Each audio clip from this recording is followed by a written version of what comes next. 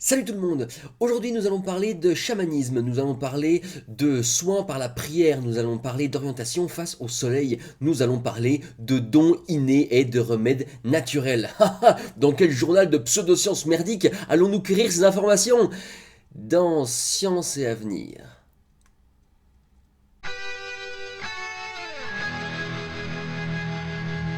Bienvenue dans l'épisode de numéro 12 de Zététique et Journalisme. Aujourd'hui, c'est l'ami Gigantoraptor qui m'a proposé un article paru dans Science et Avenir. Bon, l'article n'est pas tout frais, il a 5 jours, mais on va quand même faire avec parce que sa teneur hautement what the fuck nécessite qu'on s'y intéresse quand même pas mal. L'article concerne donc Rosa Barbosa, une chamane chilienne de passage à Paris pour l'inauguration d'une exposition qui s'appelle Mapuche, voyage en terre Lafkenche.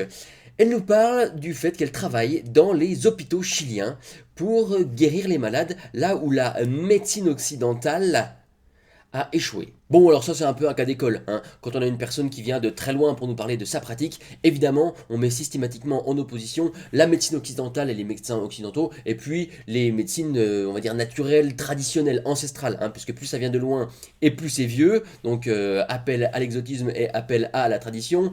Eh bien, forcément, comme ils savent d'avant, vous comprenez, c'est tout de suite bien, ils ont la sagesse des anciens en eux, quoi. Alors, comme tout bon journal scientifique qui se respecte, Science et Avenir s'est dit, tiens, on va l'interroger, et puis on ne va surtout pas remettre en question ses réponses, et puis on va prendre ses affirmations et les mettre telles quelles dans nos colonnes, comme ça ce sera très bien, ce sera scientifique, d'accord, faisons comme ça. D'accord, faisons comme ça. Alors là, accrochez-vous, hein. Alors elle explique que déjà le matin, elle se fout dans son bureau et elle se met face à l'endroit d'où naît le soleil, parce que ça doit être très important de l'avoir dans la gueule, enfin je sais pas, il doit y avoir tout un truc. Elle explique qu'elle demande à son patient sa première urine du matin, et avant toute chose, avant de lui parler, avant de quoi que ce soit, elle lit l'urine. Mais c'est pas marqué de comment elle la lit, ni rien du tout. Est-ce qu'elle la passe dans une machine? Ça m'étonnerait. Est-ce qu'elle la regarde comme ça? Oh, tiens, c'est jaune, hein, c'est orangé, tiens, un petit morceau. On ne sait pas. Elle nous explique que quand il y a des forces négatives, alors elle va faire une retraite dans la montagne pour essayer de les chasser.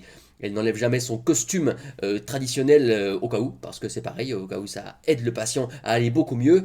Elle nous explique qu'il y a tout un travail spirituel et que elle fait éventuellement une prière avant de rentrer dans le bureau. Donc que des trucs hautement reconnus par la médecine, évidemment, par la médecine occidentale, hein, encore une fois. Je vous rappelle que c'est pas parce qu'un truc a été plutôt développé par chez nous, hein, on va dire plutôt en Europe, et puis après ça s'est un petit peu exporté aux États-Unis, que c'est propre à chez nous. Vous allez en Chine, vous allez au Chili, d'où cette femme vient, vous allez en Afrique, vous allez où vous voulez, vous avez de la médecine dite occidentale. C'est pas parce que c'est vers l'Europe que ça a commencé à naître, que ça ne s'est pas diffusé depuis et que c'est spécifique à chez nous. D'accord. Ils ont autant de chamans et de docteurs que nous, on a de rebouteux et de médecins, si vous voulez. Le reste de l'article est à l'avenant, avec un nombre considérable de sophismes. Quand on demande à cette personne comment est-ce qu'elle a réussi à travailler dans des hôpitaux, elle répond que beaucoup de mapuches, donc appel à la popularité, aiment la nature, donc appel à la nature, et que c'est pour ça que pour les soigner de maladies que la médecine occidentale, encore une fois, n'arrive pas à soigner, notamment des maladies psychologiques, eh bien ils font appel à des chamans.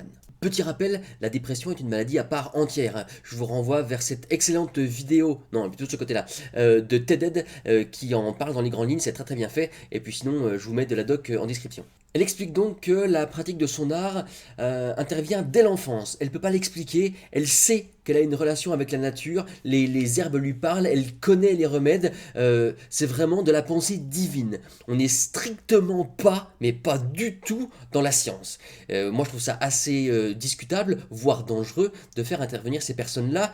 On parle bien ici de soigner des maladies, c'est-à-dire on n'est pas dans le cadre du bien-être, on n'est pas dans des accompagnements thérapeutiques, on n'est pas dans ce genre de choses-là. Non, non, non, c'est vraiment du soin pur. Alors heureusement, c'est pas venu chez nous. Cependant, cette personne donc était à Paris pour l'exposition et elle délivre un message de protection de la nature qui est tout à fait légitime, mais encore une fois avec les espèces de poncifs naturels, divins, traditionnels qui vont bien, mais qui donnent une espèce de caution de bonne conscience, vous voyez. Et ce dernier paragraphe me pose un double problème. Le premier est celui de cautionner tout l'article à l'aide d'un message final qui est finalement donc très légitime, et l'autre problème, c'est que pour moi, de mauvais arguments ne sont pas acceptables quand il faut défendre une bonne cause, défendre la nature. Donc oui, mais pas comme ça. Et ce pour deux raisons. La première, c'est que c'est extrêmement facile de raconter de la merde et de l'enrober de belles choses.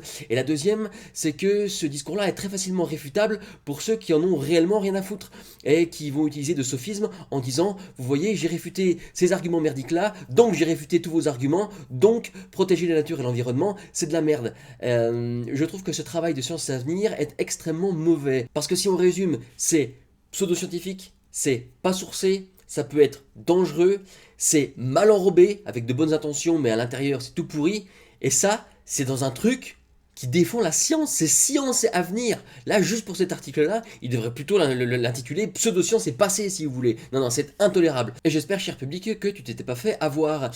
Quant à moi, eh bien, je vais réutiliser cet article dans ma prochaine vidéo, puisqu'il servira de base, ou plutôt de transition, pour parler du prochain sujet. Et on ira voir du côté du fameux Décodex du Monde, ce site qu'ils ont lancé et qui permet d'évaluer la fiabilité des sites d'information. On verra quel problème est-ce que cela pose, notamment parce que scienceetavenir.fr, malgré de tels articles, est estampillé comme fiable. Vous imaginez déjà les questions qu'on va pouvoir se poser, eh bien on tâchera d'y répondre dans la prochaine vidéo. D'ici là, je vous conseille évidemment de garder l'esprit critique et je vous dis à bientôt. Salut!